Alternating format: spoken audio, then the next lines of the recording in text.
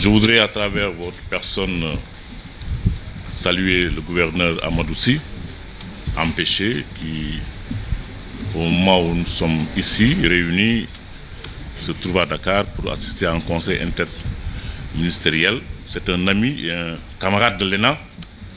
Il y a un quart de siècle. Nous avons fait l'ENA ensemble il y a un quart de siècle. Donc nous avons échangé hier et je voudrais vraiment le saluer personnellement, fraternellement.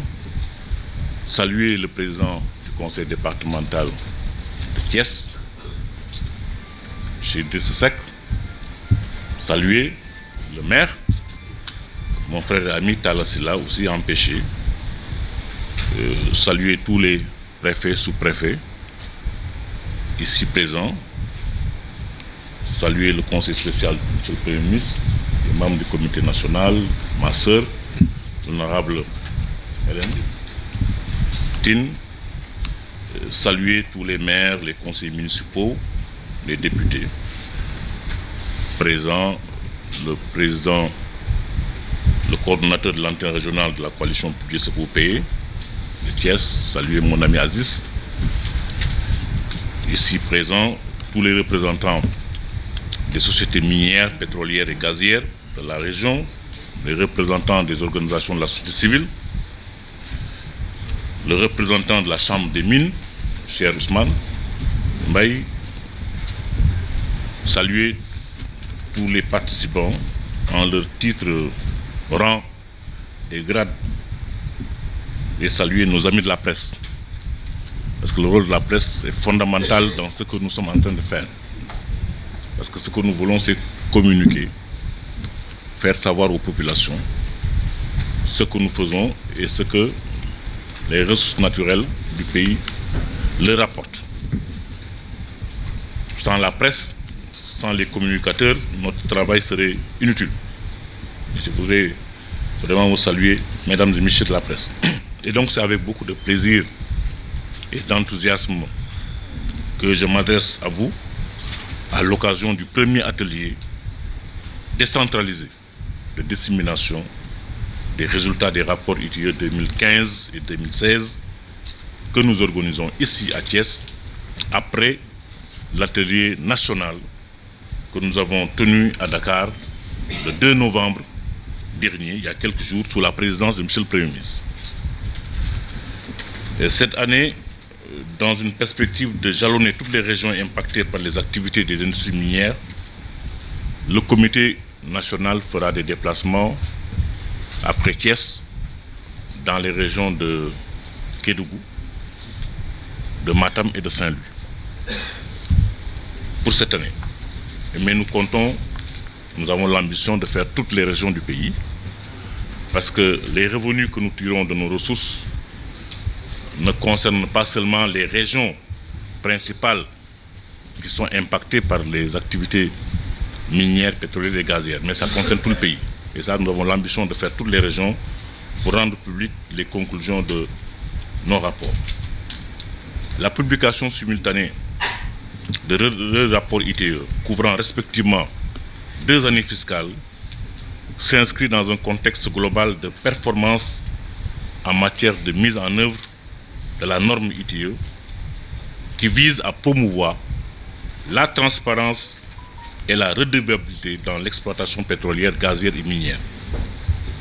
En effet, lors de la publication du rapport 2014, le Sénégal avait pris l'engagement de produire des rapports contenant des informations plus actuelles sur les conditions d'octroi des permis et licences, sur les données de production, sur le cadre fiscal, sur la gestion des revenus, sur la contribution du secteur à l'économie, ainsi que sur les impacts sur la croissance économique et le développement social.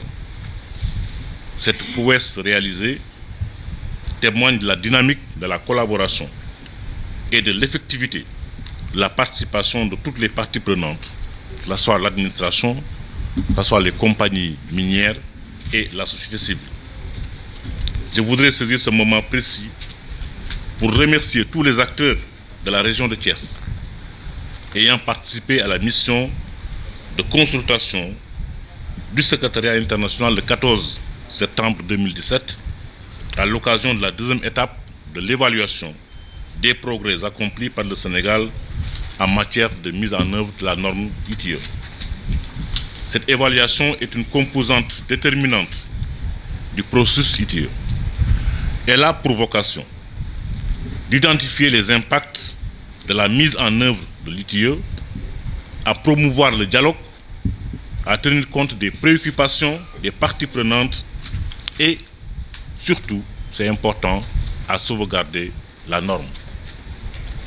Soulignons qu'à ce niveau, l'ITIE est devenu non seulement un outil crédible, incontournable pour informer les communautés locales sur la gestion des revenus et sur les dépenses sociales, mais également et surtout un instrument pour les parties prenantes d'évaluer si les revenus tirés du secteur extractif sont bien gérés et utilisés et si ces revenus contribuent à la croissance économique.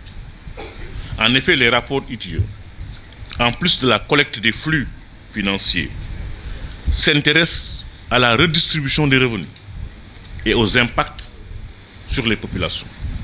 On l'a rappelé tout à l'heure, l'article 25 de la Constitution. Les ressources naturelles appartiennent au peuple. Ça, c'est les conclusions du dernier référendum sur la Constitution. Les revenus naturels appartiennent au peuple.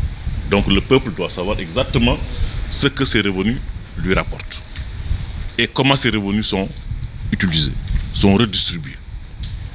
Le choix de Thiès pour débuter la dissémination régionale des rapports ITIE se justifie amplement par la position de la région qui reste, c'est important pour vous Thiessois, votre région reste la première région minière du Sénégal en termes de contribution, la première région.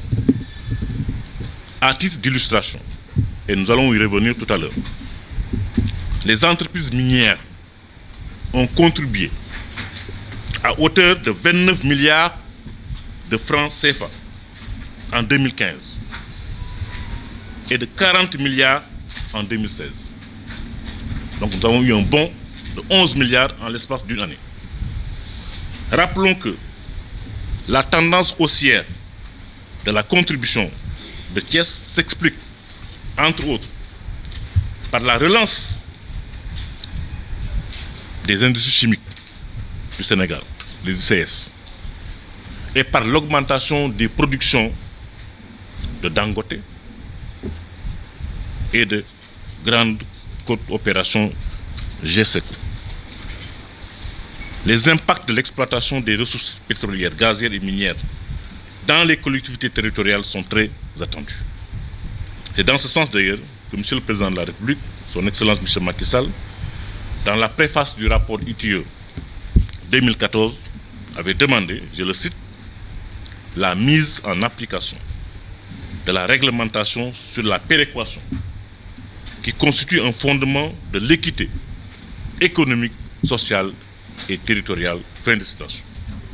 C'est pourquoi je voudrais préciser ici qu'un comité interministériel a été mis en place pour travailler sur les arrêtés portant répartition de la dotation d'appui au fonds de péréquation et d'appui aux collectivités territoriales tirées à partir des ressources annuelles provenant des opérations minières de 2010 à 2015. Ainsi, le mécanisme de la péréquation, comme vous le savez, affecte 20% des revenus miniers, que ce soit des redevances, des droits fixes. Il s'y ajoute que le nouveau code minier du 8 novembre 2016, en son article 115, prévoit un fonds d'appui au développement local. Ce fonds a pour mission de financer le plan de développement des communes abritant les opérations minières pour contribuer à leur développement économique et social. Il sera alimenté par 0,5% du chiffre d'affaires hors taxe annuel des entreprises en exploitation et sur la base des engagements financiers négociés pour les entreprises qui sont en phase de recherche ou en phase d'exploitation. La mise en place effective du fonds d'appui et l'application de la péréquation vont contribuer grandement à l'amélioration des conditions de vie des populations à travers des activités génératrices de revenus, favorisant le développement durable. L'ITIE est un instrument de réforme pour les pouvoirs publics et d'outils d'aide à la décision pour le commandement territorial, pour les élus locaux et les agences décentralisées en charge du développement. À cet égard, je voudrais souligner aussi le rôle crucial des organisations de la société civile œuvrant pour l'appropriation des résultats des rapports ITIE par les communautés. La norme ITIE est en pleine mutation et de nombreux défis se profilent à l'horizon, tels que la propriété réelle pour lutter contre les conflits d'intérêts, contre la corruption, contre l'évasion fiscale, comme par exemple la déclaration par projet pour mieux désagréger les données ITIE ou le mainstreaming, l'intégration du rapportage ITIE dans les systèmes d'information des administrations. Je suis convaincu qu'avec une participation pleine et une collaboration effective de tous les acteurs du processus ITIE, ces défis vont être relevés. Je voudrais, Monsieur le Gouverneur, renouveler mes remerciements à toutes les parties prenantes, ainsi qu'à nos partenaires, notamment la Fondation Osiwa, nos partenaires qui n'ont ménagé aucun effort pour la tenue de cette rencontre, qui, au demeurant, illustre la vitalité du dialogue entre l'État, les compagnies, les organisations de la société civile. Je les encourage à poursuivre cette mobilisation exceptionnelle. Last but not least, en vous souhaitant de passer un moment de débat fructueux sur les rapports ITIE 2015 et 2016, je suis persuadé que les conclusions qui en seront issues serviront la nation tout entière. Je vous remercie de votre attention. Messieurs les chefs de service déconcentrés de l'État, Mesdames, Messieurs les maires et autorités locales, Monsieur le représentant du directeur du PNDL,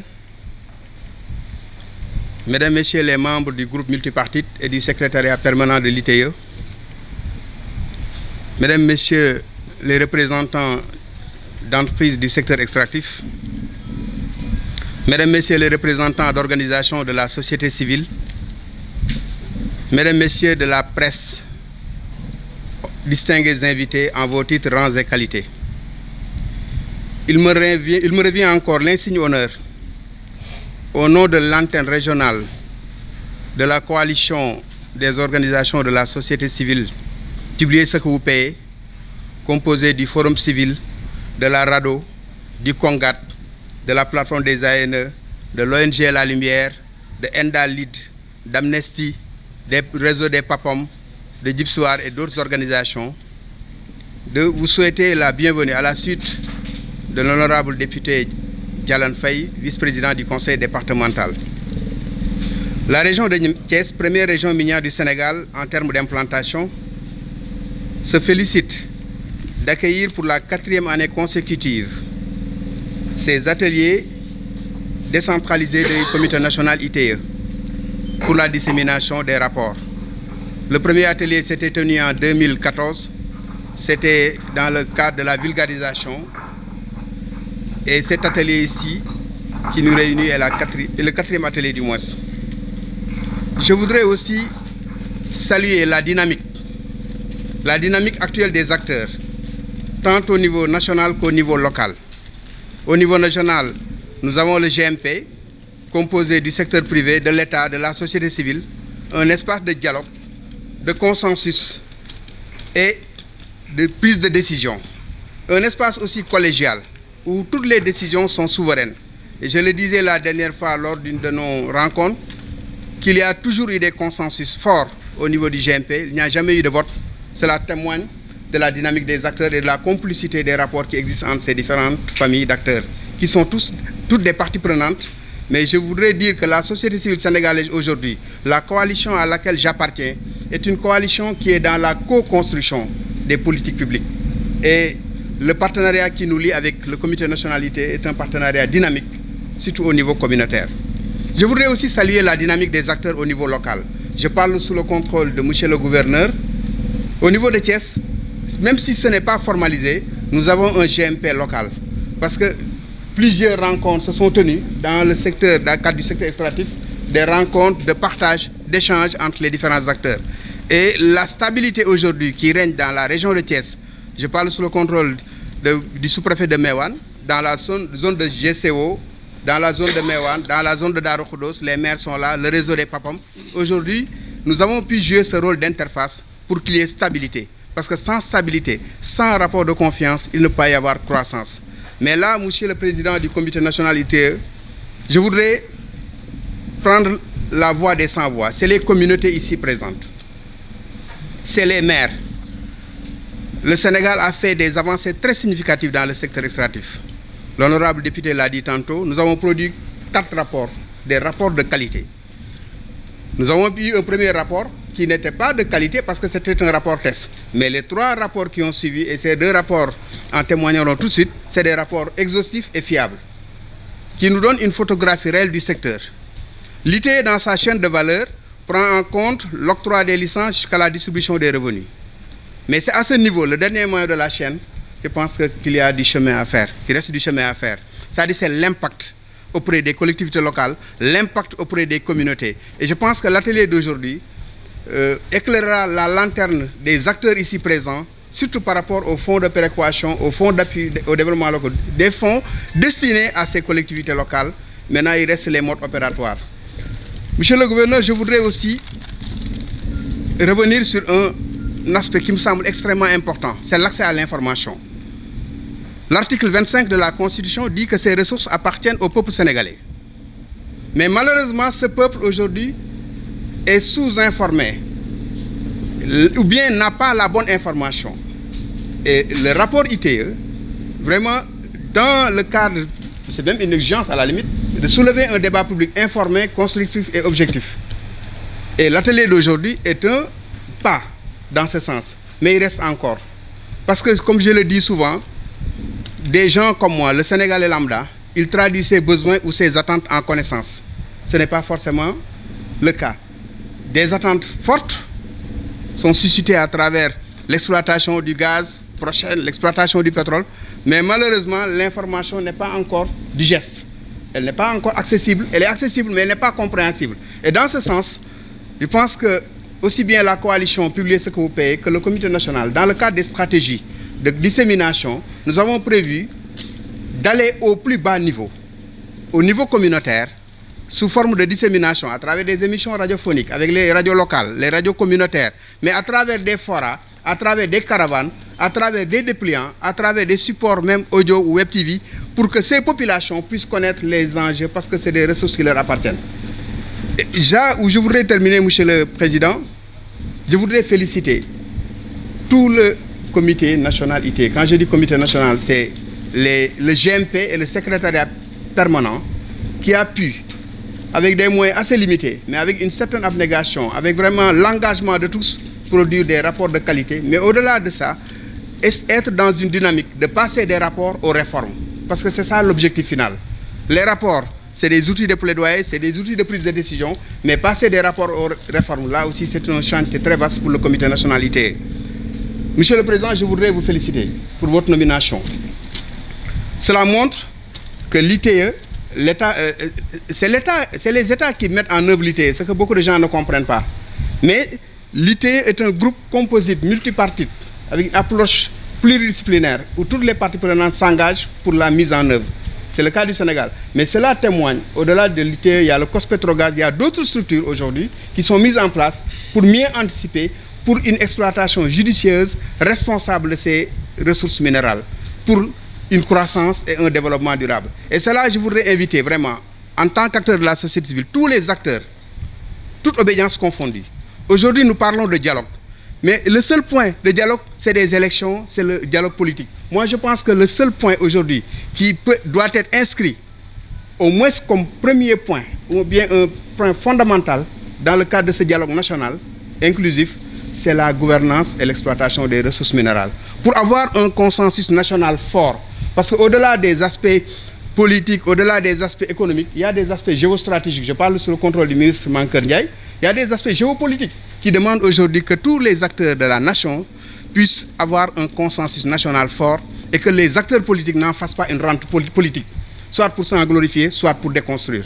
Monsieur le gouverneur, voilà ces quelques mots. C'est au pied levé. Je n'ai pas voulu faire de discours, j'ai voulu seulement parler selon mon ressenti, vraiment à travers cet atelier, et souhaiter que ces débats qui suivront soient des débats fructueux et qu'on puisse avoir une feuille de route, tant au niveau national, comme ça a été déjà élaboré, mais au niveau local, pour le suivi, une fois de ces fonds de péréquation, pour que ça aille directement vers les communautés.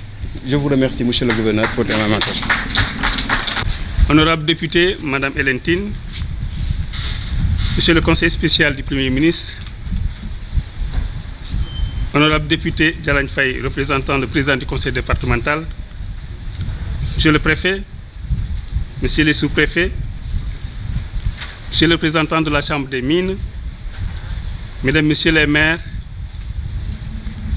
mesdames, messieurs les chefs de services régionaux, mesdames, messieurs les représentants des compagnies minières, mesdames et messieurs les représentants des organisations de la société civile, mesdames et messieurs, chers participants, sans oublier évidemment la presse, l'honneur me soit donc aujourd'hui d'accueillir ici à Thiès, monsieur le ministre, au nom de monsieur le gouverneur de la région, pour la rencontre régionale de présentation des rapports de conciliation ITE portant sur les années fiscales 2015 et 2016.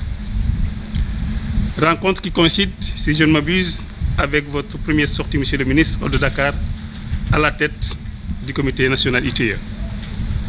Auparavant, je voudrais donc vous présenter les excuses de monsieur le gouverneur de la région de Thiès, monsieur Amadou Sy Ampéchi, vous l'avez tantôt appelé, et voudrais par la même occasion vous transmettre ses félicitations pour la confiance renouvelée de monsieur le président de la République, qui a bien voulu vous confier ce chantier vaste avec des missions immenses mais exaltantes. Je voudrais ensuite féliciter toutes les parties prenantes du processus ITE Sénégal, notamment l'État, la société civile, les entreprises, pour la publication simultanée en octobre de ces deux rapports de conciliation. Mais également remercier tous ceux qui ont bien voulu répondre à notre invitation, mais également à l'invitation du comité national ITE, malgré leurs exigences et leurs nombreuses activités, ont accepté de se libérer pour venir participer à cette importante rencontre. Mesdames et messieurs, la région de Thiès, comme vous le savez, est la première région minière du Sénégal, monsieur le ministre l'a tantôt appelé. Elle abrite à ce jour le plus grand projet minier opéré par la Grande Côte Opération GCO en production depuis avril 2004 et qui place le Sénégal au rang des pays producteurs mondiaux de zircon. Parallèlement, nous avons l'exploitation de deux grandes mines de phosphate à Taïba et à Lamlam, toujours dans cette région. L'exploitation de ces gisements de phosphate a contribué au succès de l'économie sénégalaise depuis plusieurs décennies par le biais des industries chimiques du Sénégal. Dans le secteur de la cimenterie et des carrières également, la région de Thiès occupe également une place importante. En effet, outre l'implantation des sociétés telles que les Ciments du Sahel, Dangote SA, on note entre autres le développement de grosses carrières dans les zones de Diack, de Bandia et de Ngoundiane.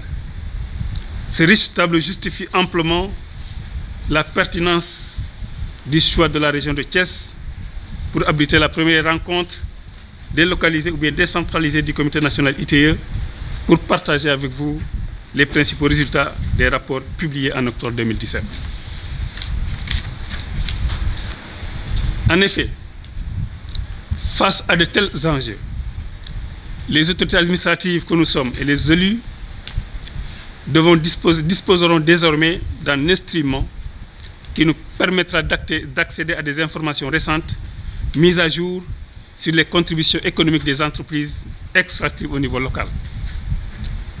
Une bonne estimation de ces retombées permettrait d'exiger une répartition des bénéfices au profit des couches les plus vulnérables, notamment les populations locales, qui sont directement affectées par les opérations sur le terrain. Les rapports ITE fournissent également des informations sur les dépenses sociales des entreprises dans la région, ainsi que les quantités de production de phosphate de zircon, de minerais lourds, de calcaire, etc. Nous recevons chaque fin du mois le rapport du service régional des mines qui nous donne une idée sur les quantités de production exécutées par les entreprises qui exercent dans la région. Mesdames et messieurs, la vocation à la fois minière et industrielle de la région devrait se confirmer surtout dans le contexte de découverte de pétrole et de gaz, mais aussi dans le contexte de mise en œuvre du plan Sénégal émergent qui place le secteur minier parmi les 4 plus importants domaines porteurs de croissance avec environ une 50aine de projets. C'est pourquoi la décentralisation des actions du comité ITE est une opportunité à saisir par l'ensemble des acteurs de la région de Thiès en vue de mieux influencer le dialogue sur la gouvernance du secteur minier, du pétrole et du gaz, mais également prendre en compte les préoccupations pour ainsi dire une exigence. Donc les préoccupations des populations demeurent une exigence à prendre en compte pour réussir également ce pari. J'ai noté avec beaucoup d'intérêt la mobilisation exceptionnelle des acteurs de la région de Thiès. Malgré le calendrier très chargé, aujourd'hui nous accueillons plusieurs activités. Je disais tout de suite à M. le ministre que je devrais me retirer pour participer à l'atelier sur le PSE, mais bon, je garderai quand même un tout petit peu pour suivre effectivement la première rencontre régionale de présentation des rapports ITE portant sur les années fiscales 2015 et 2016. Je vous remercie de votre attention.